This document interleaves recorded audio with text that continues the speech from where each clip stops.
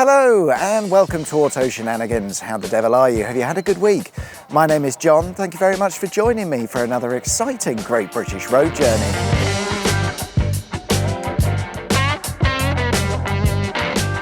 This week I'm in Lincolnshire. It's still one of the largest counties in the country, and having travelled across the south of the county in the last episode, this week I thought we'd start near enough in the centre for a journey that'll take us from Lincoln to Grimsby. As always, to help navigate our way there, we'll be using a copy of my 1923 Michelin guidebook, period correct maps, and we'll be stopping in to look at whatever catches my attention. We start then in Lincoln, and my guidebook suggests we take a visit to see Newport Arch, which is found to the north of the city centre. Lincoln was pretty much founded by the Romans, and such was the style at the time. They built a massive wall surrounding their newly founded town. Of course, entrances and exits were required, and the archway is the remains of the North Gate, which would have allowed access in and out of the town. An interesting feature of the archway is the pedestrian walkway tunnel, which has an exceptionally low ceiling, but it also passes directly under someone's house. It's also the oldest archway in the country that's still in use by traffic. I say in use, the road passes through underneath it. Back in the old days, that road was the Roman road known as Ermine Street, and from here you would have headed north in a near-perfect straight line along the longest straight road in the country. My guidebook also suggests that we might like to take a look at Lincoln Cathedral, which dates back to the year 1072. Locals are keen to point out that for a time it was the tallest structure in the world.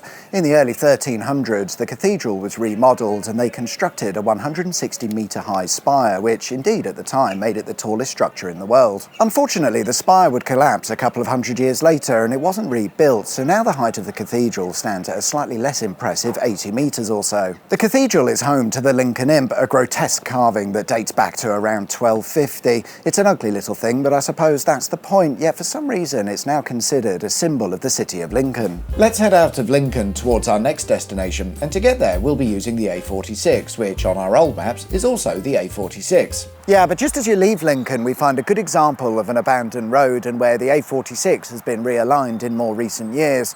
The road used to follow this route, and as we've done in previous episodes, we're going to go in search of an abandoned road bridge which may or may not exist. I spot disappointment ahead.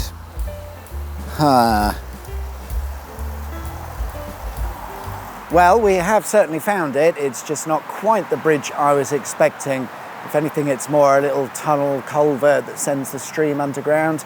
I don't know, but let's crack on. Alright, cool. So, as I was saying, we'll be using the A46 to head to our next destination.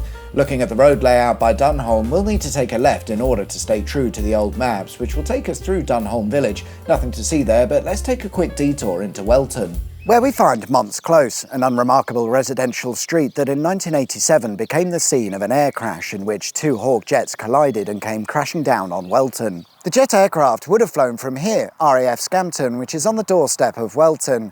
The airfield was home to the Red Arrows, and two of the team were out practicing manoeuvres when, due to a technical fault, their wingtips collided with one another, resulting in the aircraft falling out of the sky. Luckily, no one died, with both pilots ejecting. The wreckage of one aircraft ended up in a field, and the other crashed into a house on Mont's Close. By absolute sheer chance, there was nobody in at the time, so no lives were lost. Now, it could be a coincidence, but there is one house in Mont's Close, this one, that has a different coloured roof to the rest. I am assuming at some point a jet fell on it.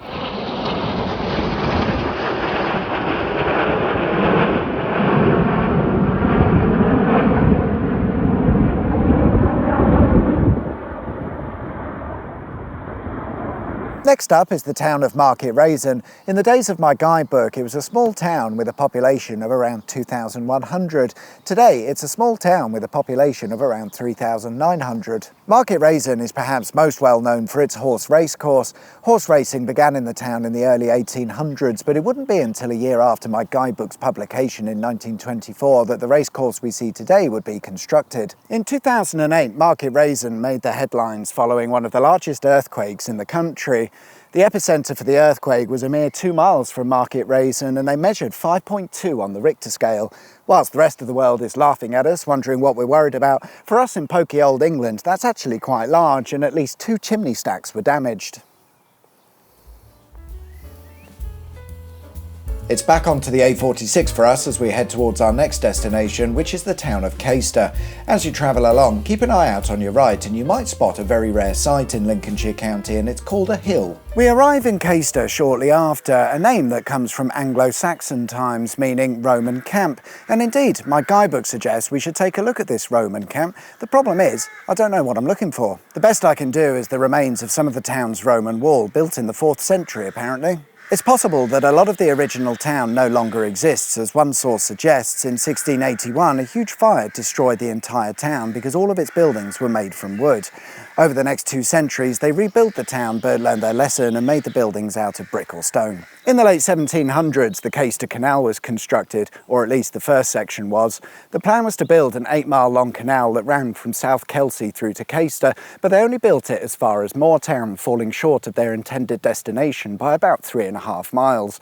So whilst it was called the Caister Canal, it never actually got there. So what happened? Well, like all good infrastructure projects, it was cancelled halfway through. Having built 4 miles of canal, 6 locks and all of the other bits and bobs to go with it, the project was stopped. But not because of a lack of funding, it was because the railways came along and the canal company knew that the railway would soon take all of the transport business, so rather than finish the project, it was seen as the more sensible choice to cancel it and save whatever funds they had left. By the 1850s, the canal had fallen into a state of disuse and was abandoned, but the first section they built still remained in place, and apparently in 2002 some eager boatists managed to navigate their narrowboats up the remaining section of canal, but only as far as the first lock, just because they could. Getting back to the car now, and we'll be continuing along the A46. It's a pretty easy journey, this one, and if we follow the A46 along, we'll reach the A16 and the beautiful town of Grimsby. However, a short distance from Grimsby is a failing seaside town known as Cleethorpes, and we must take a detour. I love a failing seaside town, and as we established last week, there are 3 things you need to do in a place like this: visit the pier, gamble your money away, and then get fish and chips, which is easier at Cleethorpes because the chip shop is on the pier. Interestingly, I'm not sure if Cleethorpes actually counts as being a seaside town because it sits on the banks and in the estuary of the River Humber.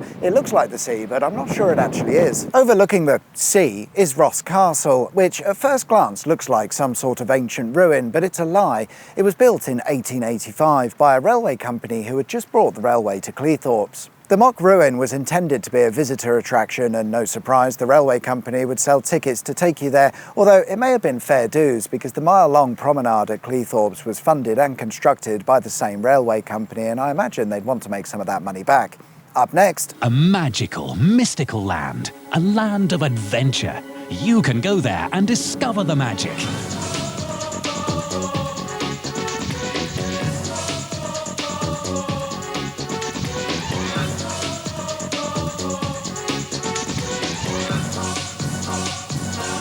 The magic of Pleasure Island.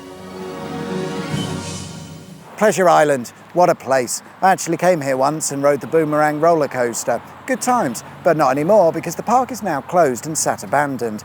This family-orientated theme park opened in 1993 and was built on the site of a former zoo and stock car racing stadium. For a while, the park enjoyed visitor numbers in the region of 250,000 a year, and things were going well. But like all failing seaside towns, the visitor numbers began to drop, with the beginning of the end starting in 2010. The park would struggle on for another 6 years, but in 2016 it was announced that the park would close permanently because it was no longer viable as a business. The future of the site was undecided for a while, but it looks like it's now going to be turned into holiday parks and hotels, right next door to the holiday parks and hotels. Interestingly, the iconic Boomerang roller coaster still exists. It was sold and shipped overseas to Indonesia, so you can still ride it. It's just a bit of a mission, that. Less of a mission is the town of Grimsby, found a short distance to the north, and I probably wouldn't compare it to any part of Indonesia. In the days of my guidebook, Grimsby was a busy town with a population of 82,000. Today, that sits at around 86,000, so things haven't really changed all that much over the years. Grimsby is well known for its docks and fish supply, and indeed, my guidebook suggests maybe we'd like to pay the docks a visit. And I don't know why. Still, there's the nice Grimsby Dock Tower. It's on private land, so I can't access it, so you're going to have to imagine what it looks like up close. It was built in 1852, and it's what's known as a hydraulic accumulator tower. Back in those days, it was used to power things like dock cranes and sluice gates via hydraulics, and the tower was there to make sure there was a constant pressure supply for it to work. During the second small disagreement between 1939 and 1945, they considered demolishing the tower because it acted like a massive beacon for enemy forces. And to be fair, by this time it was no longer in use, having been replaced by something better in the 1890s, so it would have been a fairly easy decision to make. But as we can see, they decided not to demolish it after all, and it's now a Grade 1 listed structure, so won't be going anywhere anytime soon. And there we are then, guys, that's all we've got time for this week. Thanks very much for watching. I hope you liked the video. If you did, there is of course a button specifically for that, and if you haven't subscribed already, please consider doing so. That would be wicked sweet awesome.